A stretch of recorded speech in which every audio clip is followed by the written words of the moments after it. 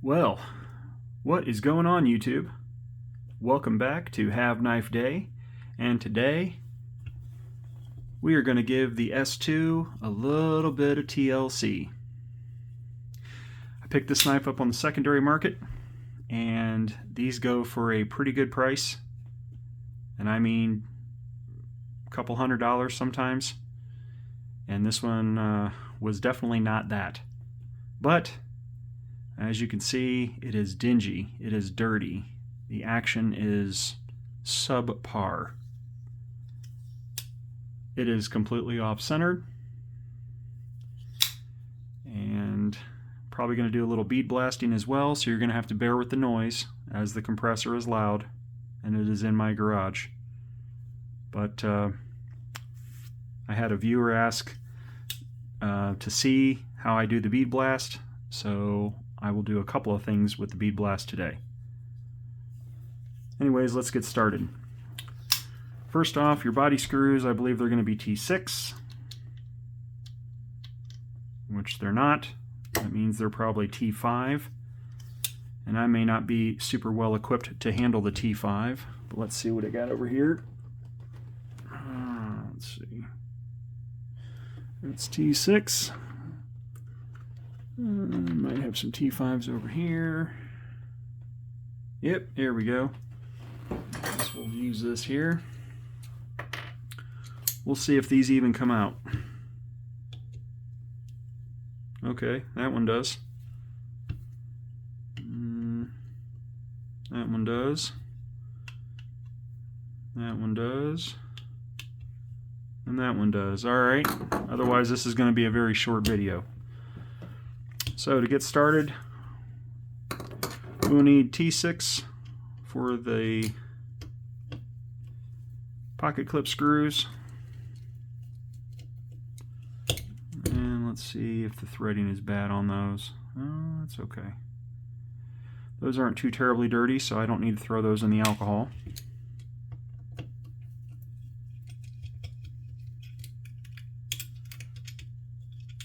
I'm doing all this in one take. I don't do editing and all that other stuff. I am not a video editor. I'm just an average person who does average things, and filming is not something that I'm a professional at. Anyways, this does need some cleaning, so we'll toss it in the alcohol. That's 91%. This thing is very nasty. Well, let's take off the scales.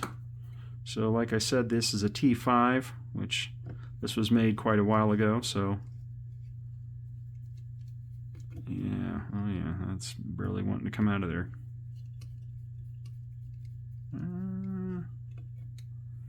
That is a little baby screw, so we'll put that over there. Yeah, okay. Alright, that's the exact same screw. And this is a Torx, a T8, and these are not captive. So go ahead and throw a T8 on this side. There we are.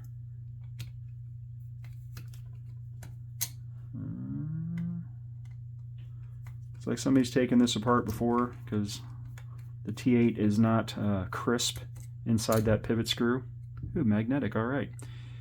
Though they didn't completely slather it with Loctite. That's great. I always hate to see that. Let's see how bad it looks on the... Oh, yeah. Yeah, boy. All right. We're going to put all that in the alcohol because that's not good. Now, if you can't get your knife apart, you can just use one of these cheapo pry tools that you can get from any hardware store or automotive store or Amazon. And I just like to do a little bit of that.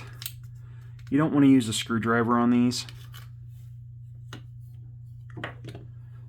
because that, you know, you could possibly scratch something you don't really want to scratch. I wonder if those are screwed in. I can't tell. Nope, they're not screwed in. They're just completely nasty and dirty. So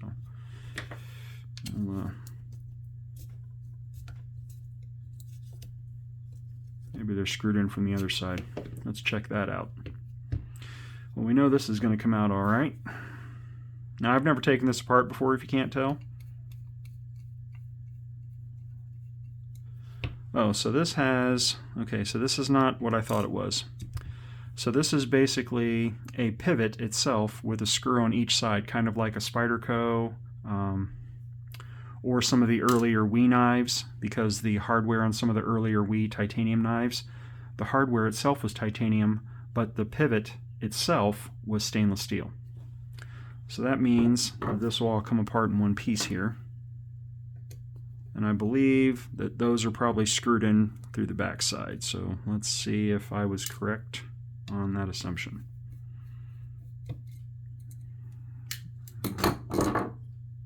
Yep, there they are. Okay, that's good. That was beginning to worry me a little bit. Let's see what size these are. Okay, these are T6. I don't understand why they didn't use T6 on the whole darn thing, because everything else is T6 with the exception of 4, G10 screws. It doesn't make any sense.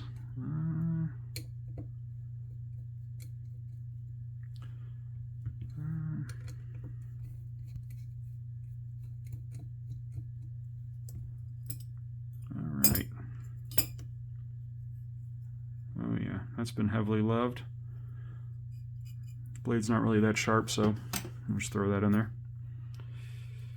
Oh yeah, so these have just the regular black Teflon washers. Let's see what they are. 0.1 on both sides. I don't know if I have phosphor bronze washers that are that thin, but I will check once I get back from the bead blasting stuff. And as I said, if you're just now tuning in, the bead blasting part is going to be loud, so you're probably going to want to mute that. There's the stop pin, there's the pivot. That looks like that is G10. That is G10. I might end up bead blasting these as well, but I will have to turn the pressure way down for the G10. I also have walnut material, but that would require a separate gun, as my main gun and my main cabinet is just for glass bead. I will also be bead blasting these liners and then cleaning them up. I guess let's go ahead and these. The tolerances on the holes that these go through are pretty tight, so they almost don't want to come out of there. Alright, and we'll just throw these in here. So let's see if I'm going to need to bead blast those or not. Let's check and see. I've got a few brush assemblies. I've got some brass. Straight up old toothbrush, of course. Super rough bristle there. Let's see if this is going to clean up okay, or if I'm going to have to actually bead blast this.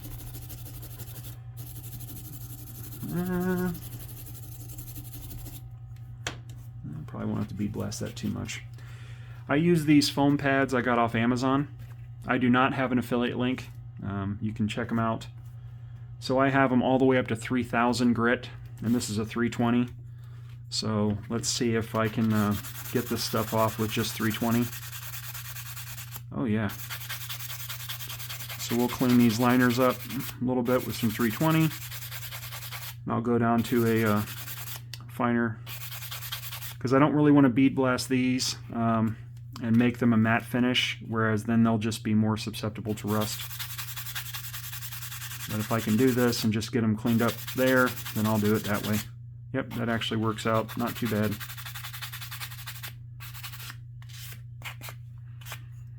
We'll go to the back a little bit. Oh yeah, these are toast in there.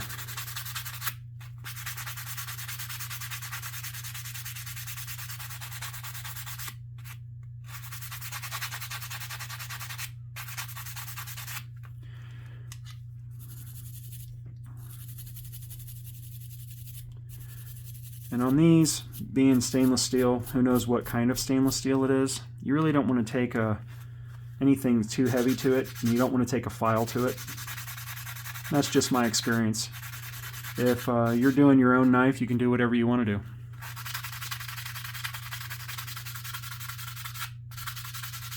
So it looks like the only thing I'm going to have to bead blast is probably the pocket clip. But I told somebody I would show them how I do it. Somebody asked me, so I told them I would show them how I do it. Doesn't look too bad. But I will not have to bead blast these. The pocket clip can be blasted, it doesn't matter. I'm also not going to bead blast the blade, as I do not want to take the logo off, and also the other markings on the other side of the blade. Yep, that's not too bad. Got most of the surface stuff off. I will do a little CLP on this. Now I use CLP for certain things. Obviously, if you have something that goes boom, boom, boom, CLP works great. But I find that it also works very nice on the inside of liners and things like that for pocket knives. So, gives a little bit of a layer of protection. Just getting the surface rust off is all I'm concerned about. I use my knives, so this does not need to be pristine, and it's not, you know, a custom or anything, so I don't need to make it perfect. So that one's done. Let's move on to the other one. This one had a little more crud on it, so now we've got some of the crud off of it. Hopefully you guys can see all that. I'm not going too fast. Well, now to some degree that doesn't look as bad as the other one. Let's get all this crap out of here. Now the reason I have brass brushes is because sometimes I will clean up G10 with brass brushes, and G10 does not like wire brushes of steel, and definitely not anything of any kind of power tool. It just puts grooves in them and ruins them. Ask me how I know. It's always nice to practice this type of stuff if you've never done this before on a knife that only costs 10 or 15 bucks off Amazon. You know, get yourself on eBay, go and get like a used Kershaw or a used Grow or something like that. Something you can take it apart that has decent build quality. And, you know, a lot of Grows, even though they're only $25 on Amazon, they have real G10.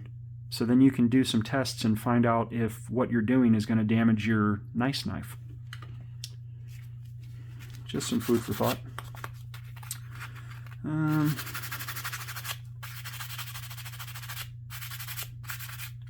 you can see what this used to look like. Maybe you can't. You can see what that used to look like, and then this is all dirty and dingy, because that's where the backspacer was. So, like I said, just getting the surface stuff off. Don't really care. And this, you're not even going to see this on the inside of the knife anyways. And also, I don't want to use anything too aggressive, because I do not want to change. I do not want to change the tolerances of this knife, because you start taking off too much material, and pretty soon your tolerances, they're not going to be right. So, and I'm not an expert. I don't claim to be, so please try to refrain from chewing me up in the comments if I'm not doing something to your liking. Somebody wanted to see me clean this up, and I wanted to clean it up, so I figured I would go ahead and film it. Let's alcohol this bad boy. I use color-coded microfiber cloths for cleaning. Orange is for cleaning, green is for lubrication, yellow is for polishing, and then blue is just for like Windex and things like that. If it just needs a general clean, I don't put any type of solvents or anything on my blue towels, and just Windex. And I do the same thing when I do anodization.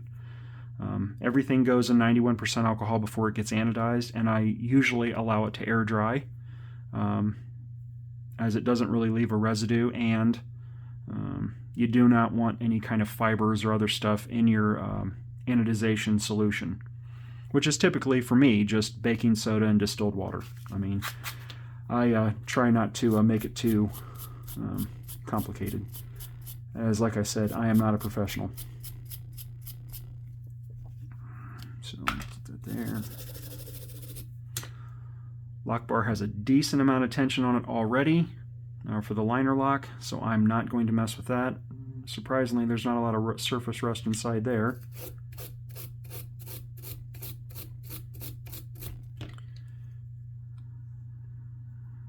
Alright, not too shabby. Alright, little CLP on this, and we'll call that one a day.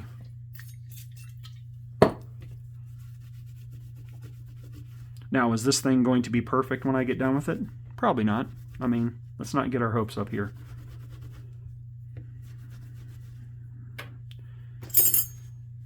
Alright, now, let's go with the blade. Am I going to be able to clean this thing, or is it going to just completely be terrible?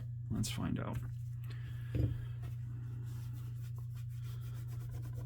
As with the scale, the liners, I just want to get the surface rust off. I really, this is only 440C. I really do not want to mess this up much. And I will say that if you're going to clean the blade and you want the rust off of it, leaving it soak in WD-40 or CLP for 24 hours will usually clean it up pretty good. Now, I'm not going to swear to that. I'm not going to say that's, that's gospel, because it's not. Now I have two different types of brushes. This is for cleaning boom booms and bang bangs, and the bristles are very, very stiff. They're more like a copper, so they're pretty stiff. This is softer brass, and this is what I use to clean up the blade to take the surface rust off without messing up the stone wash. I do have a tumbler that I have ceramic material in that I can do a stone wash, and the blade on this is pretty dull, so I may do that, and that'll also stone wash it and take off the excess stuff. But as you can see, I'll get this out of here. As you can see, brass is much, much softer. It'll take that surface rust off without messing with the steel itself. It also will not dull the blade. So it will take this crap, dirt and debris, it will take that right off of there.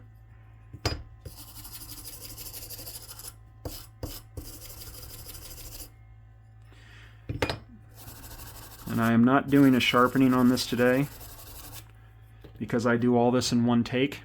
So when I start the camera does not go off until I'm done with the video. So when I get up and go out and bead blast the pocket clip and possibly the G10, it's going to be on and you're going with me. Alright. As you can see, some of the brass came off on there. Not a problem. Let's go ahead and alcohol that a little bit. The alcohol will take a lot of the brass residue off. And I really didn't want to mess with the patina of the blade, because although 440C is stainless, it's not MagnaCut. It's not Vanex Super Clean. It will develop a patina if it's nasty and dirty enough for a while. But I think that cleaned up pretty nicely. A little bit of surface over here, but, like I said, I'm not trying to win any awards here. This isn't a custom. Now this back here, that's a little thicker. I will use stainless steel on that. And you always want to pull away. In my experience, pulling away from the material is better, pulling across. And you want to have the blade facing away from you and have a good hold on it, because if it falls out of your hand, you can just simply move out of the way. One thing I learned a long time ago, if you have something that's sharp that's falling off of a counter, do not try to grab it. Let it go. Let's clean the lock face up a little bit. By the way, you can get these at Harbor Freight, and Harbor Freight is basically the king as far as consumables. You need to purchase stuff that you're going to use and abuse, buy it there because it doesn't cost anything. Now, I could polish this pivot, and I think I will. I have 3000 grit, or 3000 grain. It's basically almost like smooth leather. It does a pretty good job. And I use blue Scotch-Brite instead of green, because green will scratch the steel. Blue will not scratch anything. I know this looks blue, but it's, I mean, it looks green, but it's actually blue. I typically try to clean up the pivot a little bit. You know, where the washers are going to sit. And I will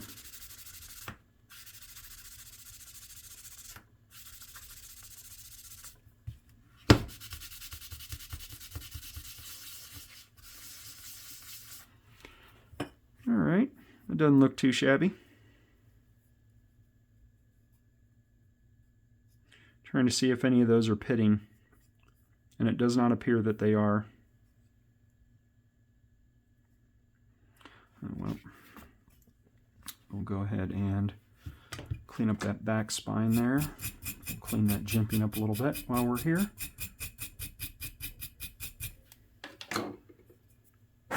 Alright.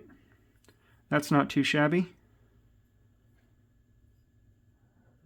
Lock face looks okay.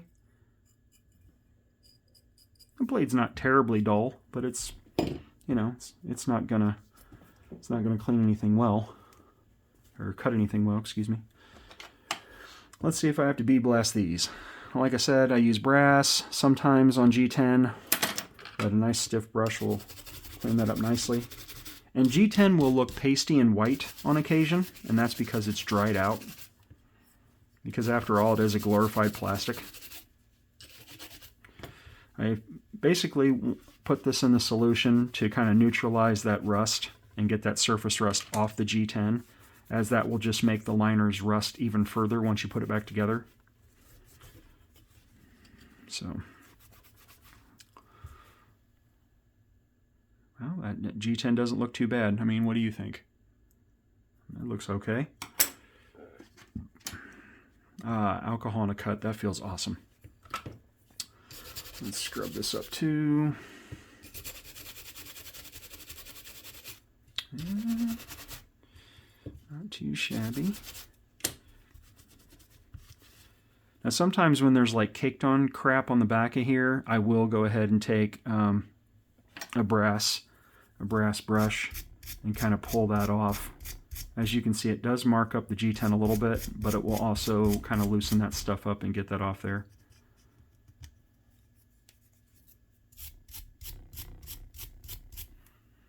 Again, I'm not trying to take off too much material. I'm also not trying to scratch the G10, as the G10 on this knife, being this knife is 15 years old, it's not that bad. It could be worse for sure. I've had ones that are, ones that I almost was like, why did I buy this? Oh, but I don't want that, I want this. There we go. This is where the pocket clip was on the back side. So hopefully that took that off of there and made it look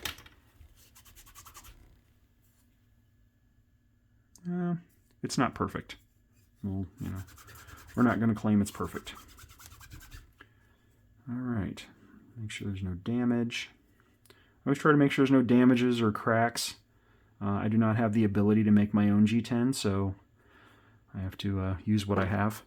So if I take it apart and it's damaged, sometimes I just have to throw the whole knife away, or just save the parts that are good and hope that I get another one. That actually cleaned up pretty well. All right. Now, when I get done cleaning up the G10, one thing I like to do, so this isn't a shout out for any product, but this stuff is called Boom Boom Lube. I'm not going to say the word. There you go, that's what it is. It doesn't clean boom booms very well, but it does rehydrate, and it's eco-friendly. It doesn't smell bad, and it's a good lubricant to put on your G10. It also does not leave a slimy residue like Rem oil or grease or CLP does. So it makes the G10 look almost brand new. Now, obviously, if there's any scars or any, scrapes on it, it's not going to solve that problem because it's not a miracle worker. However, just simply getting the color back to what you need the color to be, if it's black G10, you want it to be black. Well, there you go. It actually works pretty good. And for no more than that crap cost, yeah, you can, yeah. Yeah, it really has no smell to it at all. So like CLP or Hoppy's No. 9 or any of those, the whole room smells like it, Ballistol, gun cleaner, whatever, that the whole room smells like it when you use that. So anyways, let's see if I am going to bead blast the pocket clip because it needs more than what I feel like giving it. So when I bead blast something like this, I go ahead and I use titanium wire because it's pretty decently strong and it's malleable. You can kind of do whatever you want to it. And I go ahead and just do that. That way I can hold it with my gloves. I can bead blast it and it's not going to fall off there. So I will do that there. There we are. So, now that we're going to bead blast, you get to come with me. So I put this in the tray.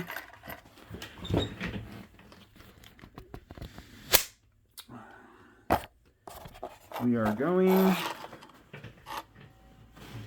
and as I said before, the compressor is loud.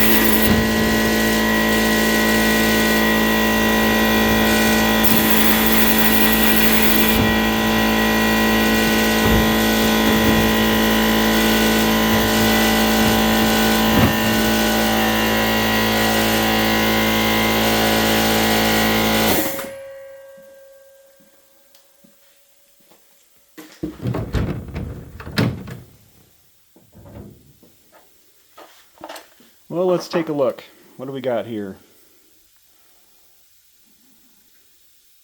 Good enough.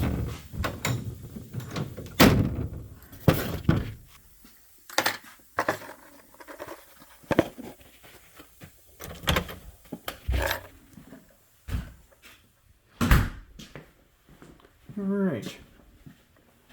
Back in we go.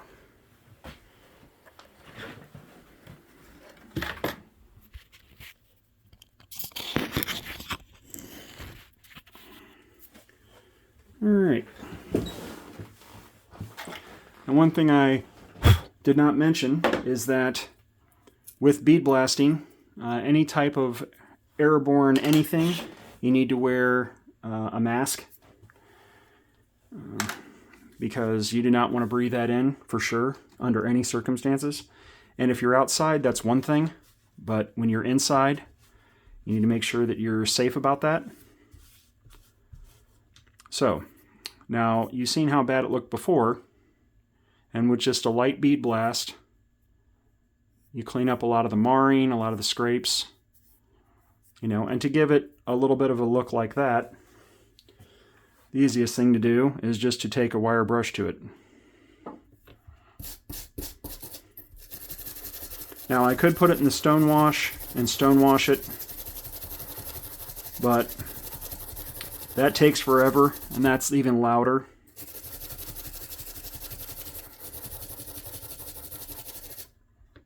This is the easiest way to get it to where it looks like a somewhat finished product. Hopefully you can see that.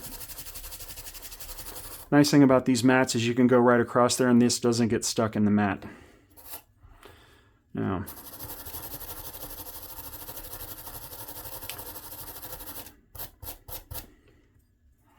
and since I did not do the bead blast very heavy and I did not have the pressure turned way up, you can actually see that you can get some of the old finish back.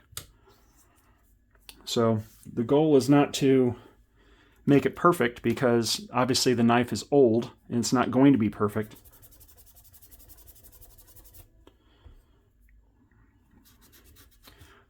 The goal is to get the surface rust off and any of the crud off there, so the pocket clip looks like it's older but not damaged.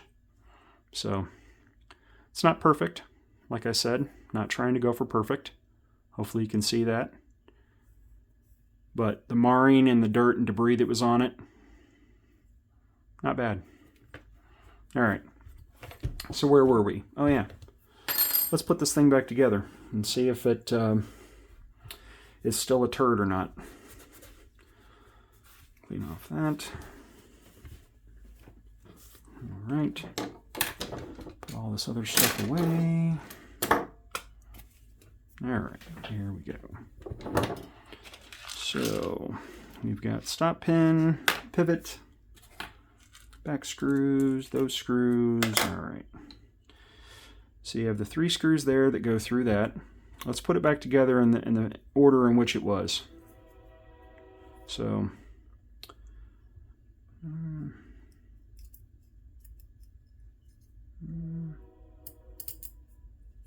that one.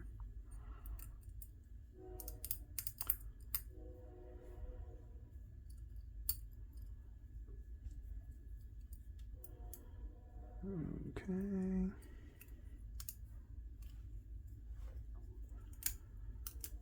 Notice I did not put any lube on that. I will do that when I get done there. All right.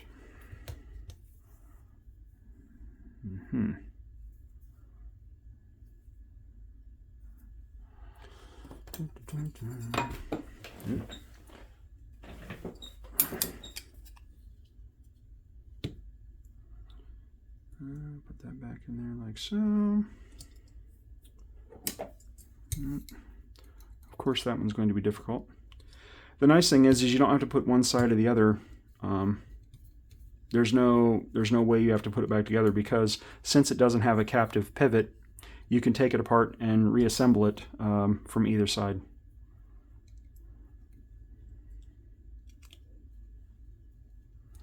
So I will put the non-show side on first.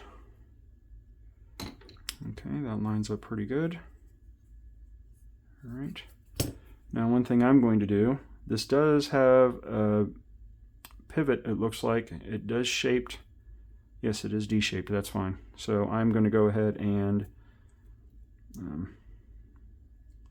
put this in here. If I can put that in there, that'd be great. Okay, so now the pivot is not something, sometimes I will clean a pivot up, and then there's sometimes I will not. So the nice thing about this is, now that I've taken it apart and I can see it, it is a captive pivot, because it does have a D slot on the pivot itself. So I will do that.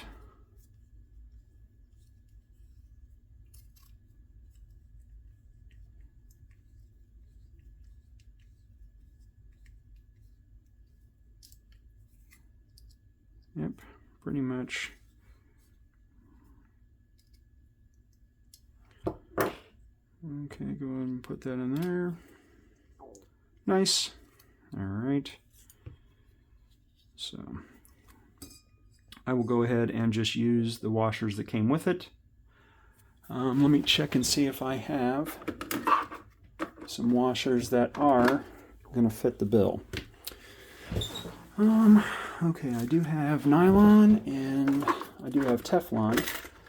And let's see what I have in my kit here.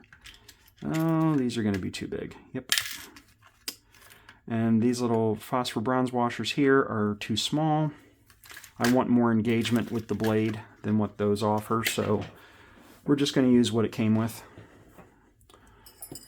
I'm going to go ahead and get these out of the way. I'm going to go ahead and put the blade back on there. And we'll go ahead and put the stop pin back in there. Well, maybe we'll put the stop pin back in there. And let's use something that actually works for that.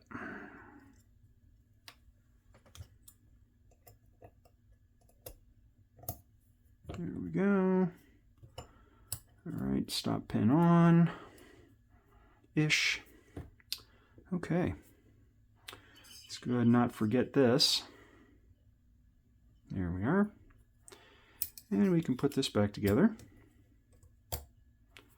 And like I said, these are T6s.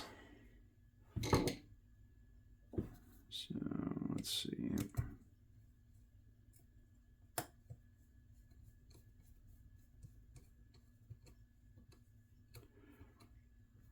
And one thing is to not tighten these down so tight that they're ridiculous. They were not super tight when I took them apart.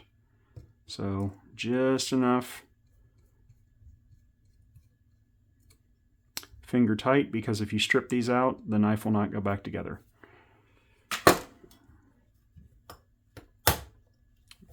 there's that. It's on the stop pin. That's good. Torque these down a little bit more. Just a little bit. Here we are. G10 on this side.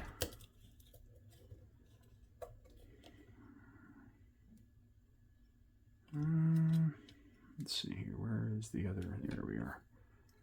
Now we're cooking with gas. All right. Okay. Definitely don't want to torque these down too hard, because you're not going to find replacements for these. There we are. Nice that the pivot is captive, so I don't have to mess with that.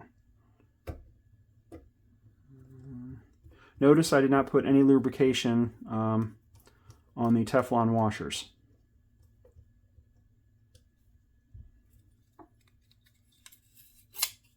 Okay, that's way off one side. All right.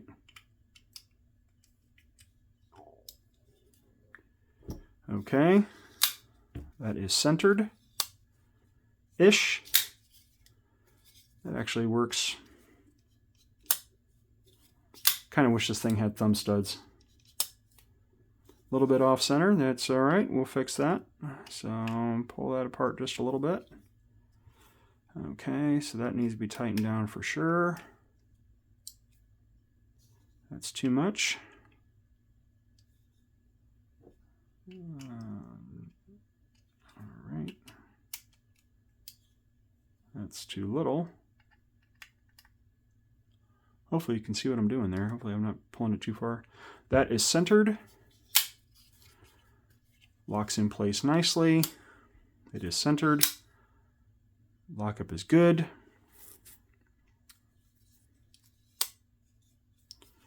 Let's see here. Put a little more juice into that side. Yep. Yep, that's just enough. So let's do the pocket clip, which doesn't look too bad. Like I said, I can put that in the stone wash, and that'll come out pretty nicely.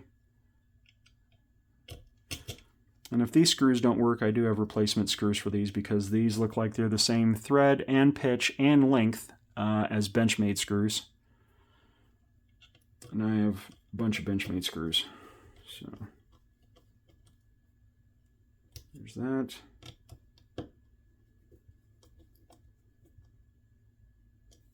Okay. All right. Oh yeah.